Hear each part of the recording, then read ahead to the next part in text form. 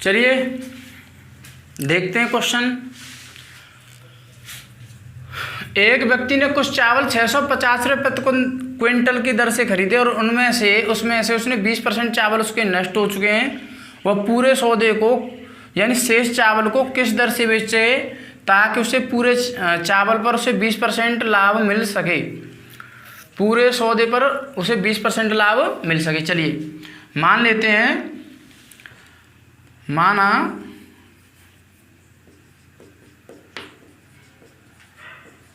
चावल 10 kg 10 kilogram है, तो हमारा जो सीपी होगा 10 के हिसाब से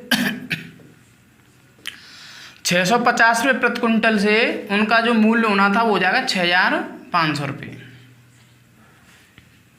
इसमें से 10 किलो में से और 20% चावल नष्ट हो चुके हैं, तो रिमेनिंग चावल थे, जो रिमेनिंग चावल हैं, जो शेष चावल हैं, रिमेनिंग राइस कितना बचा 10 का 80%, 80/100 यानी 8 किलो 8 kg बचा। अब वो उन चावलों 8 किलो चावल को किस दर से बेचे ताकि उसे 20% पूरे सौदे पर फायदा हो जाए। तो हमें देखना है इसका 20% कितना होगा। इसका 20% निकाल दें, 650 का 6500 का 20%, यानी इसका 20% ही क्यों, हम 120 निकाल दें। सीधा सीधा एसपी जो होगा वो होगा हमारा 650 रुपये का, वो 6500 का 120/100, 2 0 से 2 0 कैंसल, ये इसका इंटू कर देंगे तो 7800 रुपये, 7800 रुपये, 7800 रुपये में उनका ये एसपी होना है। अब ये कितने चावल थे 8 kg, कितने चावल थे 8 kg। अब 8 किलो चावल को इतने रुपये में बेचना है, तो पर केजी 8 क्विंटल कितने बेचना है इतने रुपये में। तो पर क्विंटल की हमें रेट बतानी है, पर quintal equal to 7800 divided by 8 कर दो, 8 7 8 9 72 6, 8 7 56, 4 8 5 40, यानी 975 रुपये पर क्विंटल इनका रेट हो गया दोस्तों। ठीक है, चलिए आप इसे आप उतारें, नोट इट डाउन।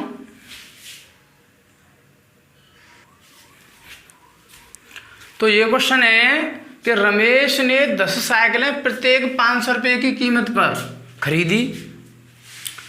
उसने सभी साइकिलों की मरम्मत पर 2000 रुपये खर्च किए। उसने 5 साइकिलें प्रत्येक थी वो 550 रुपये की दर पर बेची तथा शेष साइकिलें 550 रुपये प्रति साइकिल की दर पर बेची। तो पूरे सौदे में उसका लाभ या हानि प्रतिशत क्या होगा ये बताना दोस्तों।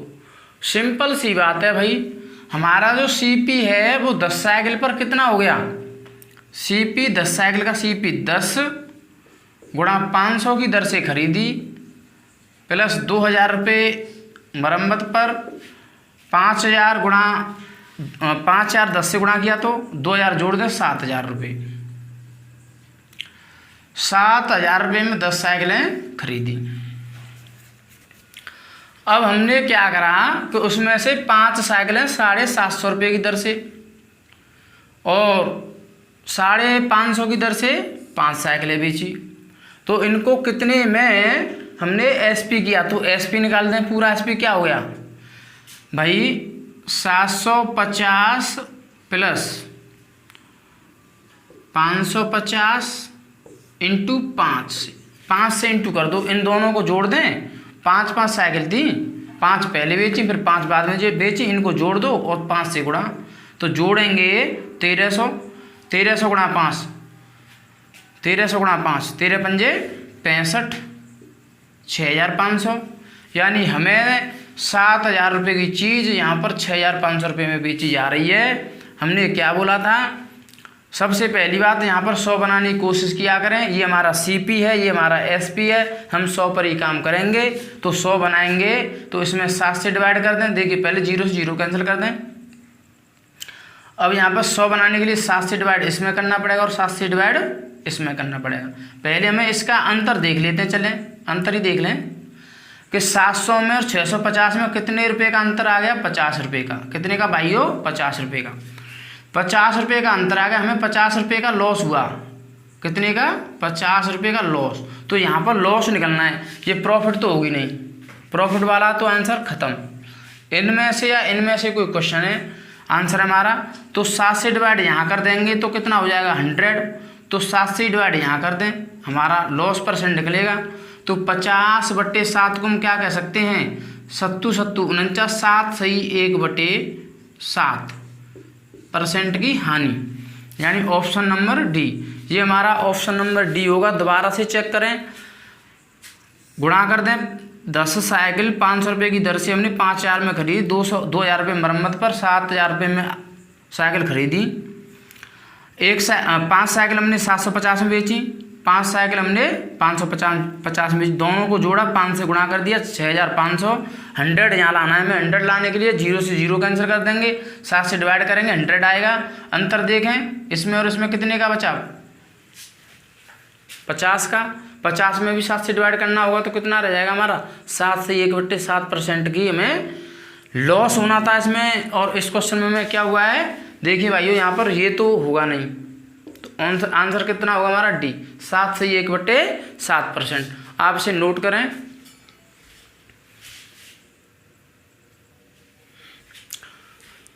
एक मशीन की कीमत हर वर्ष 10% घट रही है भाई, ठीक है। यदि वर्तमान में कीमत 50,000 है तो 2 वर्ष बाद की कीमत क्या होगी, 2 वर्ष बाद कीमत क्या होगी, यानी 10% हर वर्ष घट रही है। तो 2 वर्ष बाद उसकी कीमत क्या होगी, ये हमें बताना है। तो देखें, ध्यान से सुनना होगा। हम यहाँ पर मानते हैं P और यहाँ पर मानते हैं हम A हमारा अंतिम मूल्य और ये प्रारंभिक मूल्य। 10% की कमी हुई तो 10/100 कर दें, यानी 1/10। पहले 10 कीमत थी, अब 1 कम होगी तो कितनी रह गई, 9। यानी यहाँ पर 2 वर्ष में ये प्रक्रिया चली, 2 वर्ष तक। तो 10 रुपये थे, 9 रुपये रह गए, फिर 10 रुपये थे, अगले वर्ष 9 रुपये रह गए। इंटू कर दें 100 और यहाँ पर इंटू कर दें 81। तो ये जो कीमत है वो पहली थी, वो किसके बराबर होगी, 50,000 की। तो एक जो वैल्यू होगी वो किसके बराबर, 2 0 से 2 0 कैंसिल, 500 के बराबर, 500 के बराबर। और हमें निकालनी थी 81 वैल्यू, तो 81 वैल्यू किसके बराबर, 500 गुणा 81 इंटू कर देंगे 40,500 रुपये। ये हमारा आंसर हो जाएगा, ये वाला डी ऑप्शन। सेकंड थिंक वो देख लें। और हम इससे किससे कर सकते थे, और आसान करने का हमारे पास क्या प्रोपेगेंडा है वो देखें। ये जो है ना 50,000, हमें 10% हर वर्ष लॉस हो रहा है, 10% लॉस हो रहा है, ठीक है। 2 वर्ष की बात आ रही है, तो सबसे पहले हम इसको हम क्या कर दें, सरल कर दें, सरल बना दें। जैसे हमने यहाँ पर ले लिया 50,000 और हमने इसमें से कोई ऑप्शन ले लिया, जैसा कि हमें पता चल चुका हमारा ऑप्शन ये है, तो हम इसी को ऑप्शन से कर सकते थे, ले लो। अब देखना क्या है, यहाँ पर ये स्क्वायर बनाना, स्क्वायर रूट बनाने, ये दोनों स्क्वायर रूट किस तरह से बन सकते हैं वो देखिए। हम क्या करते हैं कि इसमें यदि हम 500 से भाग दे दें, यहाँ पर 500 से भाग दे दें और यहाँ पर भी वही काम करें, 500 से भाग दे दें, तो 2 0 से 2 0 कैंसिल, 100 बना, और यहाँ पर 2 0 से 2 0 कैंसिल, 81 बना। तो ये देखें, ये आसानी से ये 10 का वर्ग है, वर्ग बन रहा है, और ये 9 का। तो हमें देखनी होगी 10 से 9 कीमत रहेगी तो हमारा कितना घटा 10%। यहाँ पर 10% का लॉस आ गया। स्क्वायर चल रहा था इसलिए क्योंकि इसमें 2 वर्ष थी, अगर 3 वर्ष होती तो क्यूब लगाते, यानी इसका स्क्वायर रूट लिया हमने, यहाँ पर 100 का स्क्वायर रूट और यहाँ पर भी इसका स्क्वायर रूट तो 9।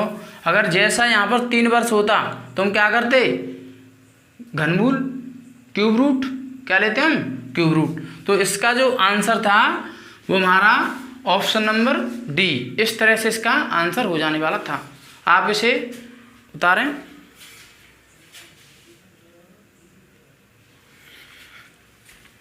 तो ये क्वेश्चन देखें, एक व्यक्ति ने एक वस्तु 20% हानि पर बेची, यदि वह उसे 200 रुपये अधिक में बेचता, यदि वह उसे 200 रुपये अधिक में बेचता तो उसे 5% का लाभ हो जाता भाई।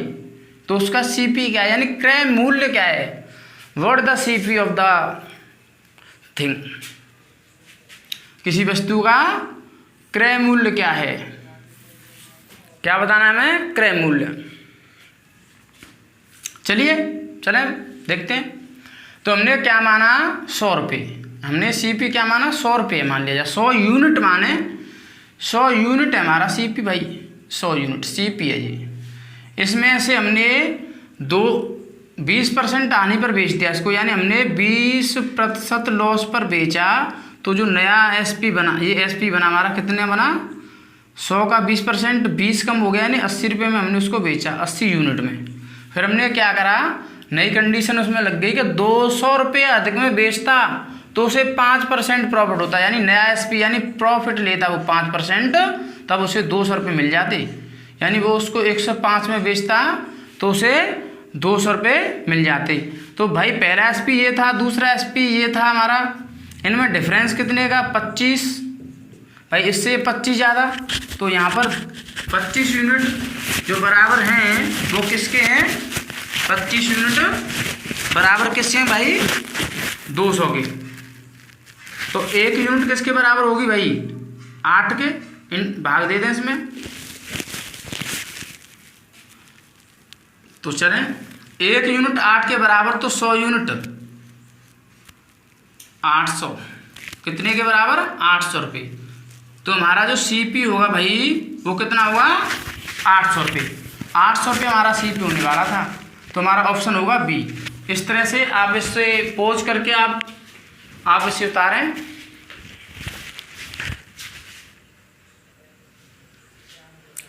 क्वेश्चन ये है भाई, एक दुकानदार किसी वस्तु के 10 नग 8 रुपये में खरीदता है तथा 8 नगों को 10 रुपये में बेचता है, तो उसका प्रॉफिट प्रतिशत क्या है भाई, देखिए चले।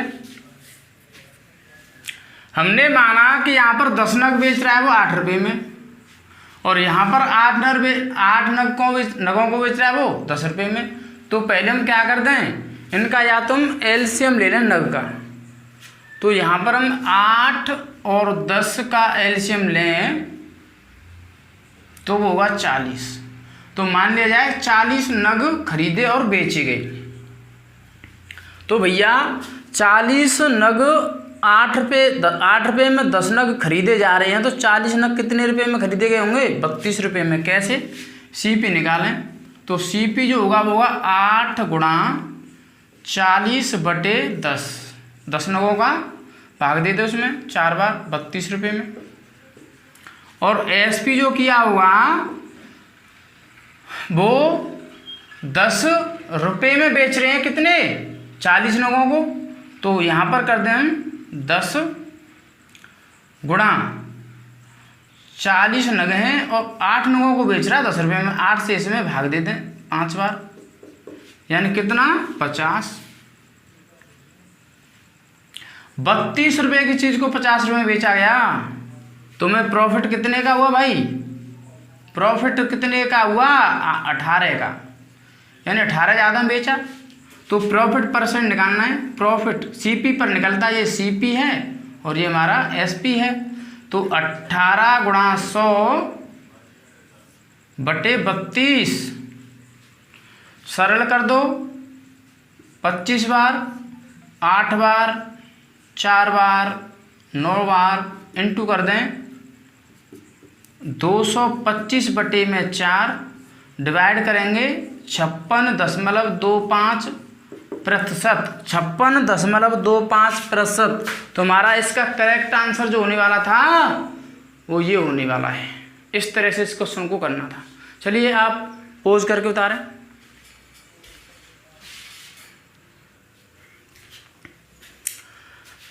एक वस्तु एक निर्धारित मूल्य पर बेची जाती है भाई, यदि उसे 2/3 निर्धारित मूल्य पर बेचा जाता है तो 10% की हानि होती है। तदनुसार निर्धारित मूल्य बेचने पर उसका लाभ क्या होगा, ये हमें बताना है। यहाँ से क्वेश्चन उठेगा 2/3 में बेची जा रही है तो उसे 10% का लॉस हो रहा है भाई। यानी यदि वो 2/3 में बेची जा रही है तो 10% का लॉस, यानी हमें इसमें डबल जीरो चढ़ा दें, कोई दिक्कत नहीं है। 200 रुपये में बेची गई, 300 में बेचते तब हमें क्या प्रॉफिट होना है, 200 में बेचने पर हमें 10% का लॉस जरूर हुआ। ठीक है, तो ये जो वैल्यू होगी हमारी CP के 90% के बराबर होगी। यानी हम लिख दें कि CP जो होगा वो होगा, CP और SP का जो रेशियो था वो देखें, 200 का 90% है ये, तो ये जो CP निकलेगा वो 100% निकालना है हमें 90 का। रेशियो बनाने के लिए इधर 300 लिख दें, यानी 200 300, इसका 90% CP है। 2 जीरो से 2 जीरो कैंसिल कर दें, 0 से 0 कैंसिल कर दें, क्रॉस कर दें, तो ये हो गया आपका 20 और ये हो गया आपका 27। तो 20 रुपये की चीज़ ये CP है और 27 में बेची जा रही है, तो कितने का प्रॉफिट हुआ, कितना % प्रॉफिट हुआ। या तो इसे 100 बना दें, 5 से इंटू कर दें, 5 से यहाँ पर इंटू कर दें, 100 बन गया। यहाँ पर इंटू करें 135, तो 100 रुपये की चीज़ 135 में बेची गई तो कितने का प्रॉफिट हुआ भाई, 35 का। तो 35% प्रॉफिट हो जाएगा। कितने का प्रॉफिट होगा, 100 रुपये से मैंने 135 में बेचा तो मैं 35% का प्रॉफिट होगा भाई। यहाँ पर हमारा आंसर होगा 35%, ये हमारा आंसर होगा। तो चलें फ्रेंड्स, आज इतना ही रखते हैं और कल फिर हम आपके लिए लेकर आएंगे इससे और बेहतरीन अच्छे क्वेश्चन लेकर आएंगे। आप देखते रहें, और जिन भाइयों ने मेरा YouTube channel Kota's coaching academy यदि सब्सक्राइब न किया हो तो मेरे चैनल को सब्सक्राइब करें, और मेरी प्लेलिस्ट है, आप उसमें जा कर के मेरी सारी वीडियो देख सकते हैं। धन्यवाद।